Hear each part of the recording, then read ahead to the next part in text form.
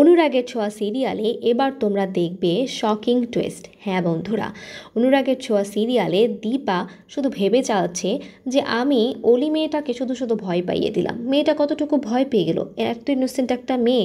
আমার মেয়েটার কাছে গিয়ে মাফ চাওয়া উচিত, আমি গিয়ে ওর বাড়িতে গিয়ে ক্ষমা চাইবো।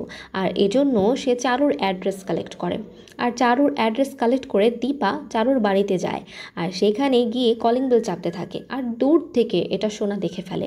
সোনা দেখে ভয়ে ঘাবড়ে যায়, কারণ বাড়িতে তার বাবা সূর্য রয়েছে। আর সূর্য যদি এখানে দীপাকে দেখে ফেলে তাহলে তো অনেক বড় সর্বনাশ হয়ে যাবে।